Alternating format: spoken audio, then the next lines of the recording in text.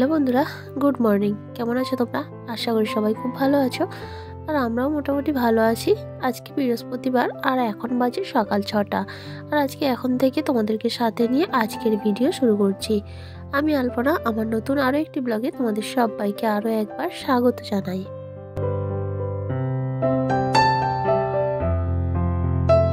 দেখতে দেখতে শীতকাল চলে গেল, এখন বসন্ত, তবে বেশ গরম পড়ে গেছে। আর সেই জন্য সোয়েটার, চাদর সব আর প্রয়োজন হয় না, ওদের প্রয়োজন ফুরিয়ে গেছে। তবে সকালের দিকের ওয়েদারটা বেশ ভালো, কিন্তু বেলার দিকে আবার বেশ গরম লাগে। তো যাই হোক, সকালে উঠলাম, উঠে বাসি কাজকর্ম হাত দিয়ে দিয়েছি প্রতিদিনের মতো। বাসনটা বের করে নিয়ে এখন ঘর দুয়ারগুলো ঝাড় দিয়ে নিচ্ছি। আর এদিকে মেয়ে তোমাদের দাদাভাই ঘুমাচ্ছে, আর আজকে তোমাদের দাদাভাইয়ের কাজ আছে, ও তাড়াতাড়ি বেরিয়ে যাবে। তো ওকে আমি কাজ করতে করতে বারবার গিয়ে ডাকছি, ওই 7টা সাড়ে 7টা নাগাদ বেরিয়ে যাবে। আর আজকে আমাকে সমস্ত কিছু A to Z মেয়ের স্কুলে নিয়ে যাওয়া, নিয়ে আসা, রান্না বান্না, ঘর সংসারের সমস্ত কাজ একা হাতে করতে হবে। আর সেটাই আমি কিভাবে সামলাই আজকে তোমাদের সঙ্গে সেটাই শেয়ার করব।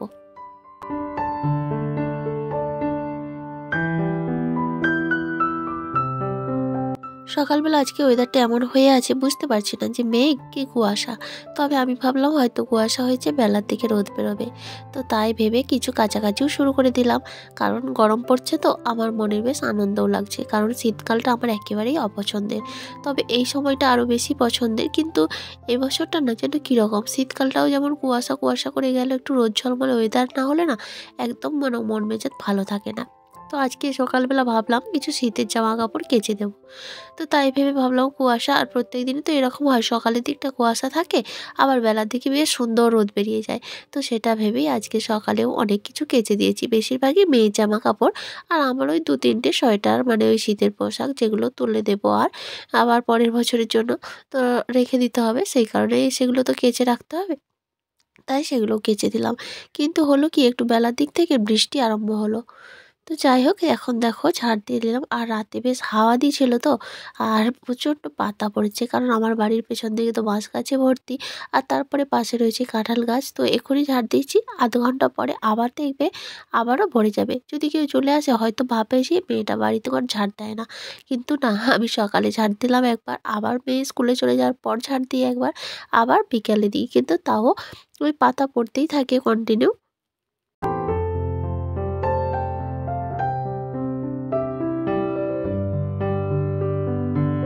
আর আমাদের গ্রামের গৃহবধূদের তো এইগুলাই বাসি কাজকর্ম, সকালে বাসি ঘর ঝাড় দেওয়া আর নাতা দেওয়া। যেহেতু মাটির বাড়ি, তো এইখানটায় আমার তুলসী মন্দির রয়েছে, সেই জন্য এইখানটায় একটু নাতা দিয়ে নিলাম, তারপরে ঘরে ঠাকুরের কাছে দেব। আর ওই দুয়ারে একটু একটু যেগুলো দিতে হয়, রান্নাঘর, এগুলোই দেব, কারণ গোটা দুয়ার সব দিন সবটা পারি না। তো এগুলো করে দিয়ে স্নান টান করে নেব। তো এই যে, আর এখন আজকে স্নান কিন্তু করলাম না, কারণ ওয়েদারটা বেশ মেঘলা হয়ে গেছে। আর তোমাদের দাদাভাই যেহেতু যাবে কাজে, ও বললো আমি স্নান করব, তুমি তাহলে পরে করবে, কারণ জল ধরে রেখেছি আমার জন্য। তো ও যদি স্নান করে নেয় তাহলে আমি আর পাবো না, তাই ভাবলো আমি যেহেতু বাড়িতে আছি আমি বেলাতেই স্নান করব। তো সেই জন্য এখন এই যে ফ্রেশ হয়ে নিয়েছি, শাড়িটা চেঞ্জ করে নিয়েছি, আর এই যে কাঁচা জামা কাপড়গুলো মেলে দিচ্ছি।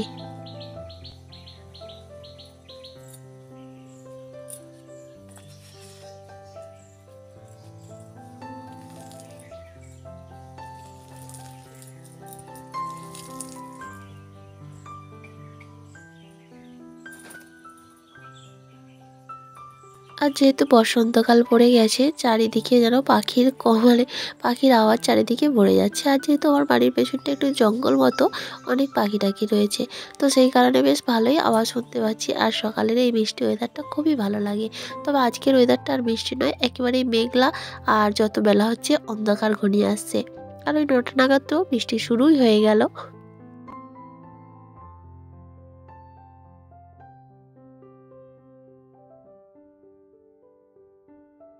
তো বন্ধুরা, আমার আজকের ভিডিওটা তোমাদের কেমন লাগলো অবশ্যই কমেন্ট করে জানিও। আর যদি কোথাও একটু ভালো লেগে থাকে তো প্লিজ একটা লাইক করে দিও। আর চাইলে তোমরা ভিডিওগুলো শেয়ারও করতে পারো। আর আজকের ভিডিওতে যদি কোনো নতুন বন্ধু থেকে থাকো, তুমি চাইলে চ্যানেলটা সাবস্ক্রাইবও করতে পারো। আর যারা অলরেডি সাবস্ক্রাইব করে দিয়ে এই ছোট্ট পরিবারের সদস্য হয়ে গেছো, তাদেরকে অসংখ্য ধন্যবাদ।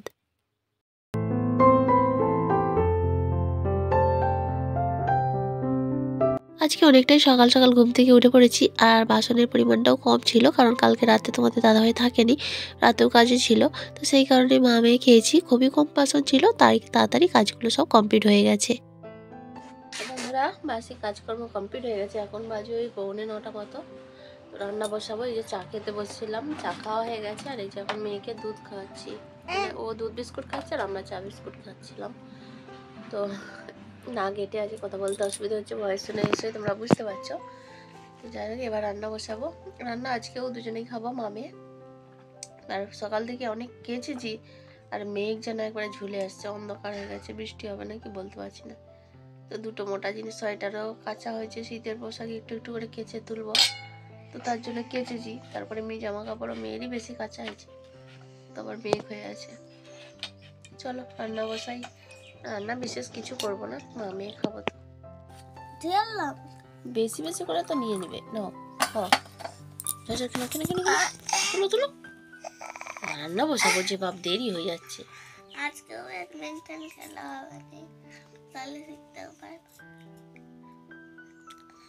দেখেছো বন্ধুরা, আমার এই মেয়েকে খাওয়ানো নিয়ে কি যে সমস্যা। একসঙ্গে চা বিস্কুট খেতে বসেছি আর ওকে দুধ বিস্কুট দিয়েছি।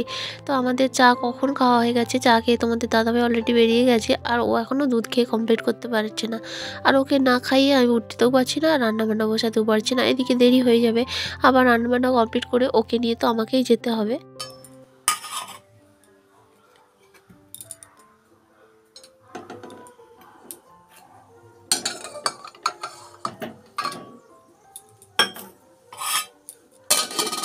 তো এখন বাজে ওই 9:30 মতো, আর এদিকে দেখো মেঘ অন্ধকার হয়ে গেছে, চারিদিক পুরো নিশ্চল হয়ে গেছে, মনে হচ্ছে যেন এক্ষুনি কিছু একটা ঝড় উঠবে। তো অন্ধকার হয়ে গেছে, জামা কাপড়গুলো তুলবো সেটাই ভাবছি, আর তোমাদের দাদাভাই তো বেরিয়ে গেছে। আর এদিকে রান্না করতে করতে আবার এসে জ্বালানগুলো ঢাকা দিলাম, কারণ জ্বালানগুলো ভেসে যাবে বৃষ্টি যদি এসে যায়। আর যেহেতু ছোটো হাঁড়িতে রান্না হচ্ছে, উনুনে রান্না করতে পারছে না, কারণ ছোটো হাঁড়ি উনুনে বসবে না। আর শুধু তরকারির জন্য বেকার উনুন জ্বালবো, অনেকটা দেরিও হয়ে যাবে, যেহেতু মেয়েকে আবার আমাকে দিতে যেতে হবে। তাই আজ এই যে কদিন আমরা একাই খাই, মানে মা মেয়ে থাকি, সে কদিন গ্যাসেই রান্না করব। কারণ উনুনে ওই ছোটো হাঁড়ি বসবে না, আর ওই মানে সামান্যটুকু চাল রান্না হবে, তো তার জন্য বড় হাঁড়ি বসিয়েও লাভ নেই। তো যাই হোক, এদিকে আমার রান্না কিন্তু প্রায় শেষের পথে। তো এই রান্নাটাই তোমাদের সঙ্গে শেয়ার করবো আজকে, সজনা ফুলের ভাজাই বলতে পারো, চচ্চড়ি বা বলতে পারো, আলু বেগুন আর বড়ি দিয়ে। তো সেই জন্যই প্রথমে একটু বড়ি ভেজে নিয়েছিলাম, আর ওই বড়িটা কিন্তু বিউলির ডালের বড়ি। তো বাড়িতে দেওয়া নয়, ওটা দোকান থেকেই কিনে নিয়ে এসেছিলাম। তো বড়িটা ভেজে তারপরে সেই তেলের মধ্যে একটু 5 ফোড়ন আর তেজপাতা ফোড়ন দিয়ে নিয়েছিলাম। তোমরা চাইলে রাঁধুনিটা দিতে পারো, কিন্তু আমার কাছে রাঁধুনি নেই, তাই দিতে পারলাম না। তো দিয়ে আলুগুলোকে সামান্য লবণ হলুদ দিয়ে ঢেকে নিই, লবণ হলুদ আলুতে দিইনি, প্রথমে হালকা ভেজে নিলাম ঢেকে দিয়ে, তারপরে বেগুনটা একটু দিয়ে তারপরে লবণ হলুদ দিয়েছি। তারপরে দুটোকে একসঙ্গে ভেজে নিয়ে এখন এই যে সজনা ফুলগুলো ভালো করে বেছে ধুয়ে রেখেছিলাম। সজনা ফুলে না অনেক পোকা থাকে, নোংরা থাকে, সেই কারণে ভালো করে পরিষ্কার করে ধুয়ে নিতে হয়। তো 2-3 বার ধুয়ে রেখেছিলাম, জলও ঝরে গেছে। এখন এর মধ্যে সামান্য পরিমাণ লবণ আর একটু হলুদ দিয়ে নাড়াচাড়া করব, ঢেকে দিয়ে রান্না করব। আর এর মধ্যে এক্সট্রা কোনো জল দেবো না, কারণ ঢাকা দিলে না এইটার থেকেই জল বার হবে।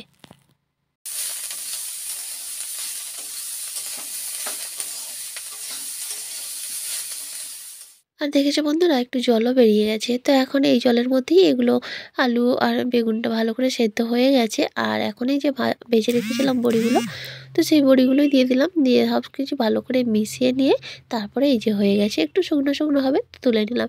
এর মধ্যে আলাদা কোনো মশলা দিতে হবে না, কিন্তু খেতে বেশ ভালো লাগে। শেষ হলো, এখন মেয়েকে তেল তেল মাখিয়ে স্নান করাবো। আর আজকে রান্না করেছি, যে তোমাদেরকে একটু দেখিয়ে দিচ্ছি কী কী রান্না করেছি। সজনা ফুলের রান্নাটা তো তোমাদের সঙ্গে শেয়ার করলাম। অন্ধকার লাগছে, প্রচণ্ড মেঘ হয়ে আসছে, জানি না বৃষ্টি হবে কিনা। সজনা ফুলের চচ্চড়ি ভাজা যা বলো বলতে পারো, এটা খুব উপকারী। আর এখন এই যে রান্না করেছি আজকে আলু সিদ্ধ, ডিম সিদ্ধ, ডিমটা মেয়ের জন্য, আর এই যে পেঁয়াজ ভেজে রেখেছি, আলু সিদ্ধ মাখাবো, আর এই যে পাতলা করে মুসুর ডাল, আর এই যে ছোটো হাঁড়িতে ভাত। তো আজকে রান্না এটা। এখন মেয়েকে চটপট তেলটা মাখিয়ে স্নানটা করাই, তারপরে ওকে স্কুলে দিতে যাবো। আবার আমাদের দাদাভাই চলে গেছে, আমাকে স্কুলে দিতে যেতে হবে।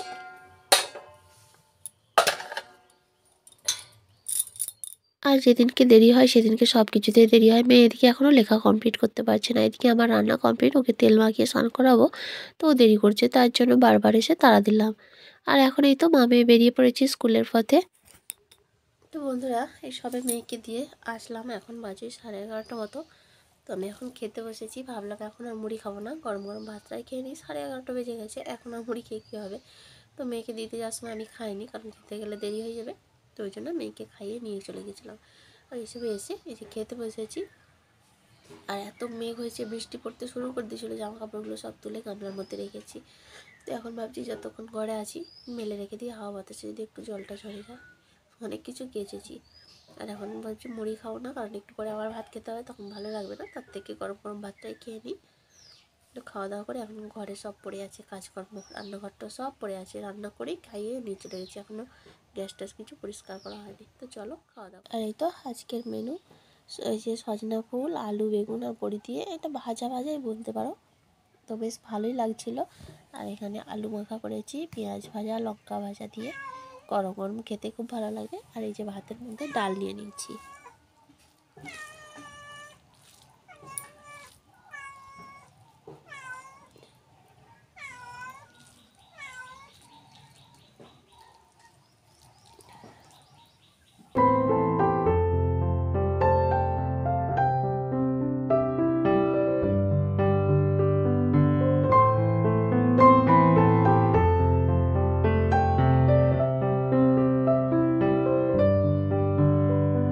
খাওয়া দাওয়া কমপ্লিট করে তারপরে লেগে পড়লাম কাজে, কারণ সব কাজটাই পড়েছিল, শুধু রান্না করে সেই অবস্থাতেই মেয়েকে দিয়ে এসেছি।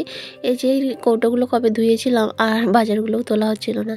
তো এখন ভাবলাম কয়েকটা বাজার আছে, ওই ডাল, মুসুর ডাল, ছোলা আর মেয়ের ম্যাগি, তারপরে মেয়ের সুজি, এগুলোই কৌটোয় করে ভরে নেবো। নিয়ে টেবিলটা একটু পরিষ্কার করে নিতে হবে, কারণ কয়েকদিন ধরে না এখানেই রয়েছে আর টেবিলটা অপরিষ্কার হয়ে রয়েছে। আর আজকেও আবার 2-1টা কৌটো ধুয়ে নেব। তো সেই কারণেই আসলে আমি কী করি, যখন যে কৌটোটা খালি হয় তখন সেটা ধুয়ে নিই। সব কিছু যে একসঙ্গে বের করে ধুই সেটা হয় না। যখন যেটা খালি হলো তখন সেটা পরিষ্কার করে নিলাম, তাহলে কি হয়, একসঙ্গে অনেক জমে যায় না।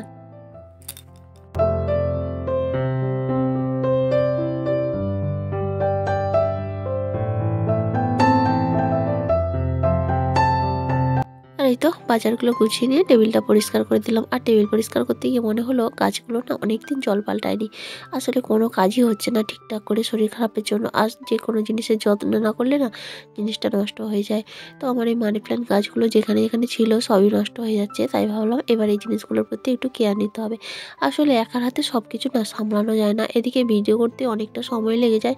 মানে ভিডিও করে এডিটিং, ভয়েস ওভার দিয়ে অনেকটা সময় লেগে যায়। ওদিকে মেয়ের পড়াশোনা রয়েছে, নাচ গান সব কিছু সামলাতে হয়। তারপরে সংসারের কাজকর্ম, তো সব কিছু করতে গিয়ে না ওগুলো আর মেনটেন করা হয় না। তো যাই হোক, ওদিকের কাজগুলো কমপ্লিট করে চলে আসলাম। এখন এই যে গ্যাসটা পরিষ্কার করে নিলাম, এই স্কচব্রাইট দিয়ে ভালো করে ঘষে নিলাম, আর তারপরে একটু শুকনো কাপড় দিয়ে মুছে নিলাম। আর এখন রয়েছে অনেকগুলো বাসন, সেগুলো ধুয়ে নিব। আর এই তো বাসনগুলো ধুয়ে নিয়ে চলে এসেছি। এখন আগের বাসনগুলো তুলে নিয়েছি, আর এখন এই বাসনগুলোই জল ঝরতে দিয়ে নিলাম। তাহলে বন্ধুরা, আজকের ভিডিওটা এ পর্যন্তই। কেমন লাগলো অবশ্যই কমেন্ট করে জানিও। আবারও দেখা হবে। সবাই খুব ভালো থেকো। আজকের মতো বিদায় নিয়ে নিচ্ছি। টাটা।